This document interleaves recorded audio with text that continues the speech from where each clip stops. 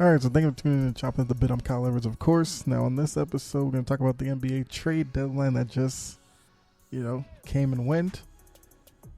Now, every year when it comes down to the trade deadline, we'll get some years where it's really quiet, only minor moves. And then we get kind of like this trade deadline where it was actually, busier than I thought it was going to be. Some interesting names got moved. And some teams were surprisingly quiet. Now, when you evaluate the trade deadline, for your team, the biggest thing you're looking for is, did your team bring in players that, you can easily identify how they fit in the current system? Is it a move to go all in, or is it a move thinking about the future? I mean, for the most part, most teams make deals with a purpose. Some are more evident than others. And then there's just sometimes where teams just have to make a move because just need to shake up the locker room with something. Now, I think the biggest thing coming out of the trade deadline was, the Lakers weren't able to do anything. Which is something I kind of figured because with the Lakers' aging roster and not a lot of, young talent that I think is desirable around the league, it was going to be difficult for them to do anything. Now, I know that they, dangled, Horton Tucker out there. I feel like that was like the main piece they put out there. But then after the trade deadline, we learned that there was like a legit possibility of Russell Westbrook for John Wall. I mean, I guess that's a move they probably should have done. I don't think that fixes basically any of their issues that, they have currently, but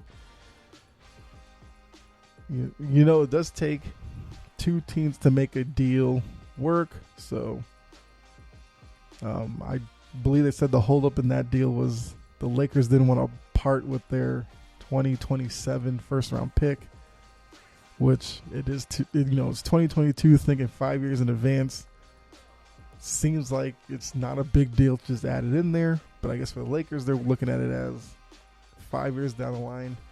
They don't even know what position they'll be in. Because you got to figure, LeBron's not going to be there.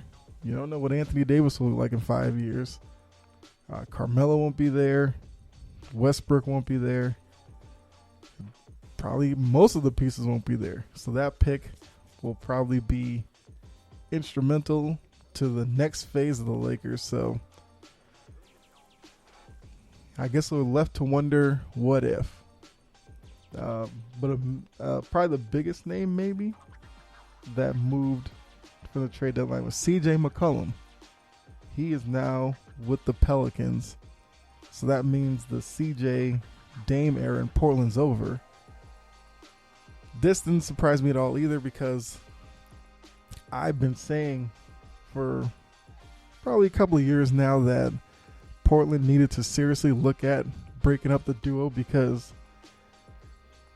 I feel like they hit their ceiling. They'll always be good enough to get you into the playoffs, but those two being your two best players would never have won a championship in Portland. So McCollum was the guy who gets dealt. I know teams are looking at Dame to see what his standing is in Portland. Sorry, for some reason that was tough to get. Is in Portland. Does Dame ask for a trade? Seems like that's not going to happen because, from all the reports, people say that, Dame really likes the community out there, would love to bring a championship out there. So Dame CJ's over. Maybe becomes Dame Anthony Simons as he has seemingly, picked up his game since Dame's been out. And you maybe look just to get a third piece to go with those two and see what you get out of that. Because, I mean, Dame's not getting any younger. So they're going to have to. Maybe this is the first move that will lead to a summer or the off season where they make more moves to try to reshape that roster. Another deal that went down, the Pacers, who were a little bit busy on this day, but they got Hield and Halliburton from Sacramento and sent Sabonis out. That was interesting because it seemed like Miles Turner was the guy that was most likely to get moved, because it seemed like he was the guy that most teams assumed the Pacers would move between he and Sabonis, because it just seemed like those two, you weren't getting the best out of both of them with both of them out on the court. So Indy decided to break it up, but they sent Sabonis out. Now, Sacramento's in, I'm not really sure. Like, I understand they're getting Sabonis, who's a all-star caliber player. He's a guy who can get you 20 points, 12, 13 rebounds. Pretty good passer out of the paint. Has a mid-range shot. I know most people think that he'll eventually develop a three-point shot because, you know, he at least displays a form that, you know, can extend out to the three-point line. So I understand why Sacramento did that. I was a little surprised to see Sacramento put Halliburton into the deal. I mean, he's the guy that they just drafted, and it seemed like he was, you know, part of the next phase of Sacramento's probably overdue rebuild, because it's kind of been a rebuild that's been going on for a while now. But it seemed like Halliburton, Fox was going to be, you know, crucial parts to it. But now Halliburton gone. Hield, it seemed like we were hearing Hield's name in trade rumors every offseason and around every trade deadline. So those two are gone. And we'll have to see what this does for both organizations. The Pacers struggling this year, sitting outside the play-in tournament. I don't know if this is a deal that could, you know, make up that ground. I believe I want to say they're like 5-6 games out of the play-in. Might be less than that, but there's some games that they have to make up for sure to get into the play-in.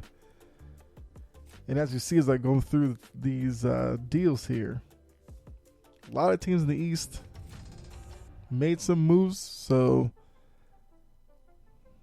I mean, I don't know if there's enough time for the Pacers to make up that ground and get into the play-in, but it's something that we'll have to see over the next couple of years where these two teams are and who really made out best in this deal.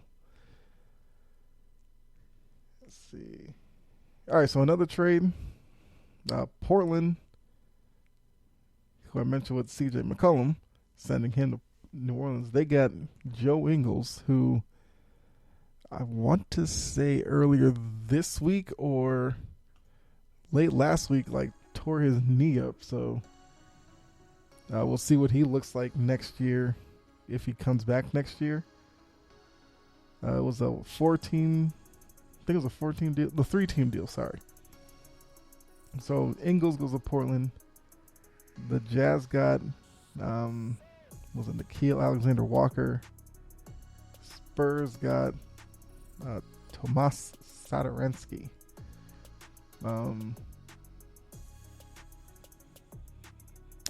mean, I guess for the Jazz, with Ingles being out, getting Alexander-Walker gives them a replacement on the wing. I don't think he's the three-point shooter that Ingles is, but he's a guy who can score. So I'm sure he'll be able to help out Utah, you know, replace at least scoring wise, what Ingles gives you. He isn't. He's definitely more athletic than Joe Ingles. So I understand what Utah was doing there. I like that for them. Spurs getting Satoransky. We'll see if he stays there or maybe gets bought out. I don't know. Because the Spurs we know are rebuilding. Popovich does like international players. So Satoransky could be a guy who, Popovich finds a way to, develop him a little more. And then maybe he sticks around there. I don't know. We'll see. But I like what Utah did in that trade. Because like I said, Ingles is hurt. He's out for the year. Don't know what he'll look like next year. Utah is, looking to capitalize on this window that they've had with Mitchell, Gobert. They haven't been able to get over the hump yet, but maybe they think this is a year where, the Lakers are down, Clippers are down. Sure, you have the Suns that are still up there. You got Golden State up there. But maybe Utah thinks they could, find their way to the finals. Crazy things have happened. But another deal was this one might have been the biggest surprise for the deadline, to be honest with you. Because Dallas traded Porzingis, which I kind of thought Porzingis was a guy that they might have moved in the offseason, only because I didn't think, Dallas would do a move like that mid-season, even though they're having a pretty good year. I guess if it was a down year and they were selling pieces off, Porzingis going fine. But Porzingis goes to Washington. Dallas gets Dinwiddie and Bertans back. So Bertans, you're getting a spot-up shooter. Dinwiddie, you're getting a guy who can play off the ball,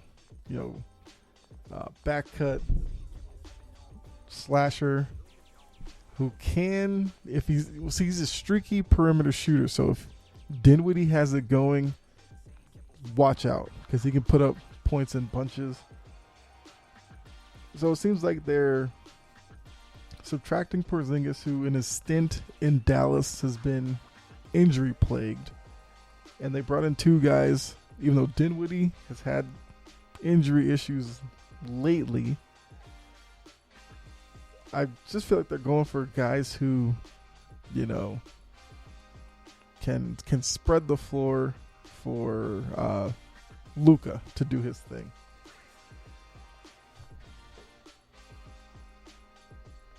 So with that one, I wonder what Washington's plan is here. Dallas, like I said, I understand what they're doing. Getting two guys for one, and maybe two guys that work better with Luka than Porzingis did. Like I said, Washington, I don't know, is this a move to, I guess, are they trying to go forward with a duo of Beal and Porzingis? If Beal, re-signs in the offseason, have Porzingis there as a guy to, play off of him? I don't know. Is Porzingis maybe a guy that they try to flip offseason to bring in maybe a piece that Beal wants? Or if Beal leaves, maybe they deal Porzingis to try to start a new, cornerstone for the franchise. Bring in some guy. I don't know. That's definitely a situation worth watching. Because Washington, after their hot start where they were like 10-3, have fallen off like precipitously to the point where it looks like they're a game out of the play-in right now behind Atlanta. But it seemed like a season with so much promise in Washington. They're clearly closing the book on that. And then Beal's having surgery. He'll be out for the year, which definitely puts, dampens their plans for this year. So I guess they're looking towards next year and years to come. But it was just interesting to see what's going on in Washington this year. Another multi-team deal where the Bucks got Serge Ibaka. You understand what that's about. It's another, big body down low when you're going up against an Embiid or I guess like a Jared Allen in Cleveland. Who's in Chicago?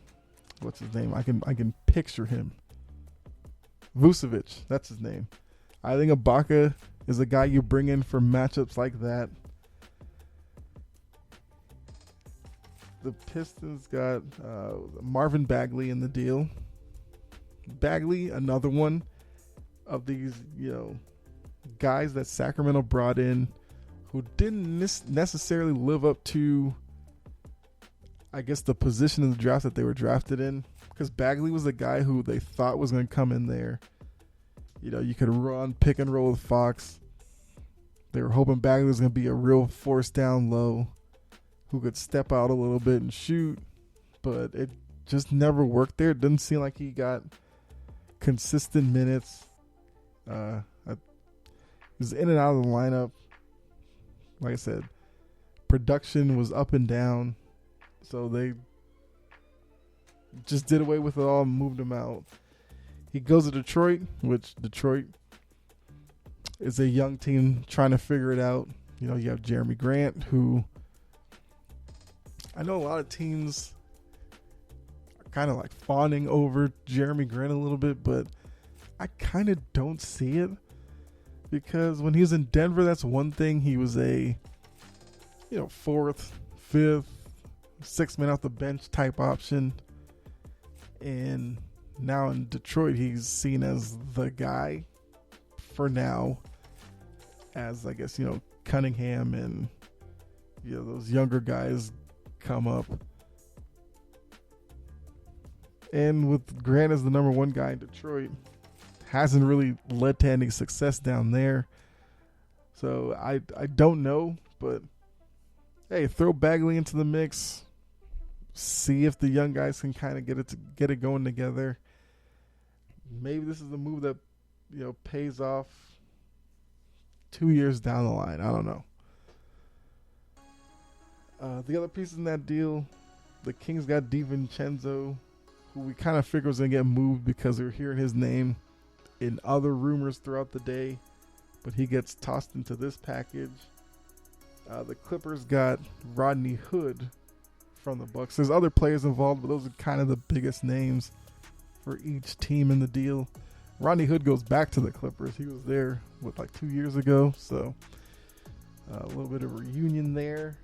The biggest deal of the day probably was the biggest deal of the day was the Nets Sixers deal, where two guys who basically made it known they didn't want to be in their current situation anymore get traded for each other, Harden and Simmons. Brooklyn was able to get Drummond, Seth Curry, I think a couple of picks out of the deal as well. So, for Harden, he gets out of Brooklyn. That quickly soured because it seemed like when he got there, the three of them were just loving it. But as time went on, people talked about the growing frustration in the locker room. We can pretty much figure out that it hinged upon Kyrie not being a full-time player this year. He's can only play on the road, as New York has vaccine mandates and that kind of stuff. So he's not allowed to play in Brooklyn. So Kyrie's playing the waiting game to see when those mandates are lifted. Then he can start playing at home again. But he's not going to get the shot. He's made that known. So then once Durant went down, it seemed like from reports, Harden got even more frustrated, so that led to him wanting out. Simmons, we know, hasn't played for Philly since the playoff game, really. He says he's dealing with mental health issues, which, I mean, that's something to be taken seriously. But, you know, they did report that since the trade went down, that Simmons reached out to Kevin Durant, Sean Marks of the Nets, basically said he's eager to play with them. Now, a lot of this time that he's been out, we haven't heard much from Ben Simmons. Little interesting that once the deal goes down, we're hearing from him all of a sudden. So, when does he come back? I don't know. But he's eager to come back. Maybe he's coming back a little bit after the All-Star break, for all we know. Maybe early March. Who knows? Or maybe he's out the rest of the year and he just tries to start fresh next year. I don't know. We'll see. Harden, I feel like I've made my thoughts known on Harden here. Not the biggest fan of his. This is now the second team he's pulled this stunt with. Because he was in Houston. He was in there, Houston, for a few years. They brought people around him that he wanted. Chris Paul, Russell Westbrook, Dwight Howard, blah, blah, blah. Nothing worked there. He gets fed up. You know, off season, puts on weight, shows up there, clearly disinterested, gets moved to Brooklyn. People thought that was it. He was fine. He's happy. He's with Durant, Kyrie. They're looking to take over the league. They played, 16 games together. What was it? A few nights ago, they had a game against Sacramento. Harden clearly looked disinterested on the court. So it's only a matter of time before something like this happened. Now, most people thought this was a deal that would probably get revisited in the offseason. Clearly, both teams wanted to move off of these two, so they swap them out. I mean, Harden with Embiid, have to see what that looks like. Because I think, seems like Harden's most effective in pick and roll.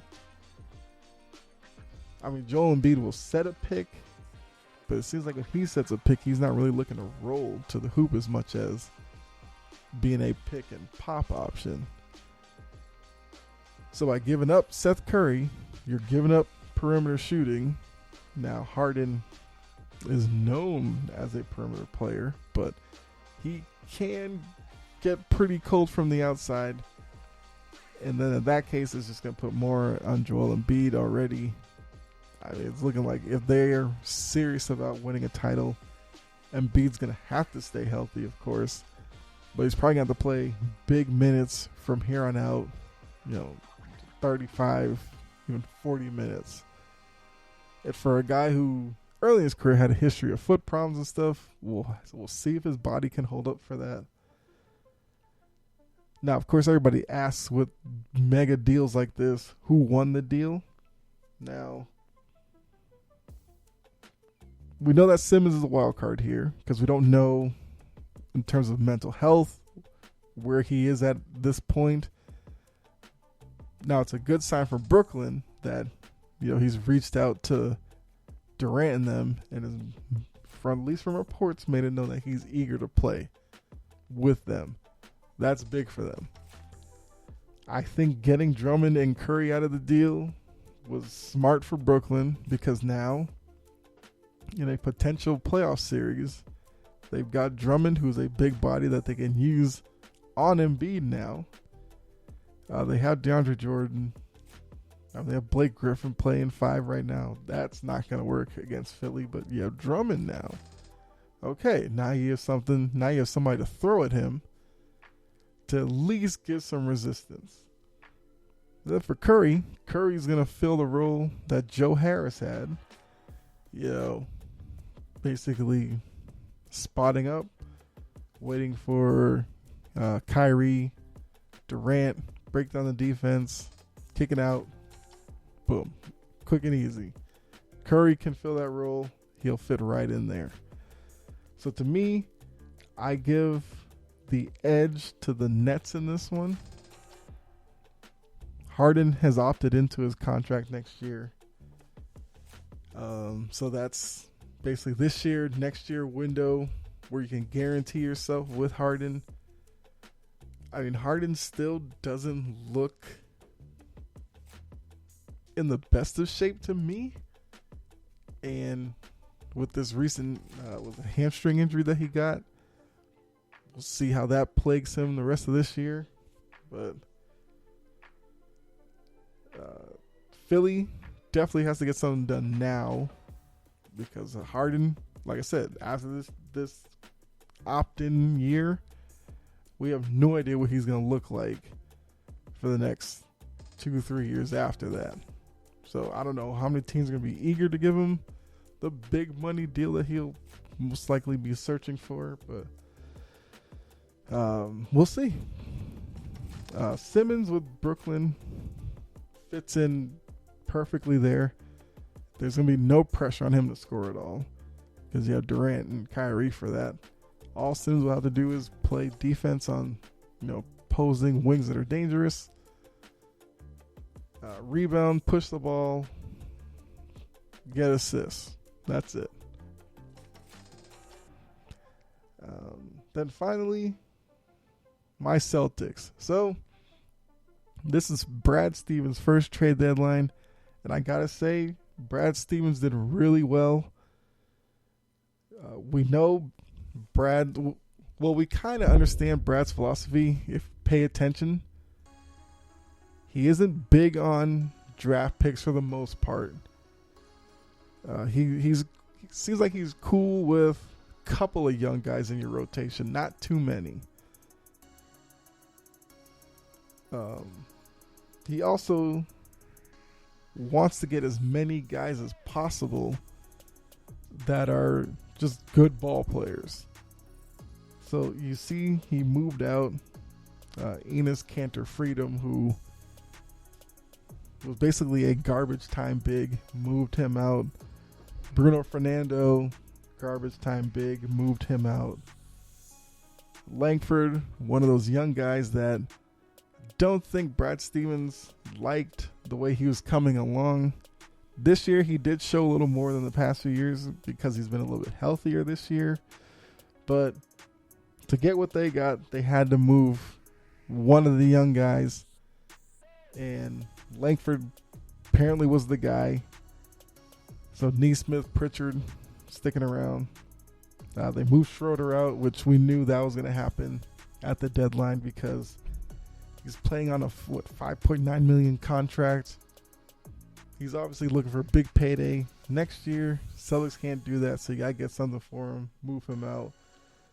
Josh Richardson got moved out. That's the one that hurt the most for me, but I understand. You had to give something to get something. So what they did do was they brought in Daniel Tice. Great move. He was with the Celtics prior to being in Houston or wherever he was. Houston, yeah. So he comes back very familiar with Jalen and Jason. Knows the system. He's a stretch big. He can play around the rim. He's a defensive guy. Celtics have been one of the top defensive teams this year. But the prize for the day for the Celtics was getting Derek White from San Antonio. And if you watched the game Friday night against Denver, you saw the type of player that Derek White is. He's a guy who can, catch and shoot with the three, which is perfect with Jalen and Jason cutting to the hoop. Double team, kick out, boom, confident shooter. He can push the pace. If he gets a steal, gets a rebound, he'll push the ball. That's great. Like to see Celtics play with more pace, more consistently. He's a guy who, in transition, will fill the wing. You kick it to him, and he can make a move to the basket, get to the hoop. Like I said, he's a defensive-minded guy, so he can guard perimeter guys. Works perfectly here. So for me, for Brad Stevens, with his first trade deadline, White, Tyson, Richardson, Langford Freedom, Fernando Schroeder out, I give Stevens probably a B+ grade. I think it was a great sign for him. And also the report is that other organizations are saying that, dealing with Brad Stevens in terms of trade talks, they see him as a fair guy. We know that the stigma that happened with Danny Ainge in the latter part of his tenure with the Celtics was that teams didn't really want to deal with Danny Ainge because they understood that Danny Ainge, when engaging in trade talks, the thought around the league was, Danny Ainge is looking to fleece teams, and I think teams was just like, all right, we'll just avoid him completely. So that's good that Brad is seen as a guy who's fair in trade talks around the league, because that can play a factor the next trade deadline or in the offseason or something like that. So I like what the Celtics did. I probably love what they did, because Daniel Tyson's a guy I always liked on the Celtics, and Derek White, from the times they play San Antonio, or if I'm just looking around and I catch San Antonio like playing the Hawks or something, I like Derek White's game, and I think it fits with the Celtics team. So those are the moves from the trade deadline. Now that that's over, teams can now get into the buyout market. Of course, when stuff happens there, I'll come back on here and talk about that. One last thing. Did find it interesting. Like I said, Lakers didn't do anything. The Hawks didn't do anything. And the Knicks didn't do anything. Those are probably three teams that I thought were going to try to do something. Like, I don't remember hearing the Hawks in any type of deals. So maybe they're going to wait for the offseason. I don't know. The Knicks, probably the same thing. Wait till the offseason. But you let me know who you think did well during the trade deadline. What do you think about the whole Lakers situation? So my last thing with that is, I was a little bit happy that they didn't do anything, because for me, LeBron had his hand in putting this team together, and it's struggling. It's free falling. Luckily for them, the teams below them stink. But I'm kind of the mindset that I want LeBron to sit, deal with this team. However, whatever their record ends up being, I want him to be there with this group, see how bad it gets, and then let the Lakers scramble in the offseason to try to figure it out. That's me. Maybe that's the Celtics fan in me, talking, but that's honestly how I felt. I was sitting around waiting for the deadline to come and go, and I was like, I hope they're not able to move Westbrook, because I know he's been the scapegoat for everything, but they didn't do anything. So, hey, it is what it is with them for now. But, yeah, so let me know what you think about the trade deadline. What was the most surprising move to you? What do you think was the best move of the deadline? And I guess you can let me know if you're happy with your team's activity or inactivity. Let me know. Comments, or if you leave a review. Or you can follow me on Twitter at Chompin' Podcast. Let me know there. And I think I mentioned this on the last episode.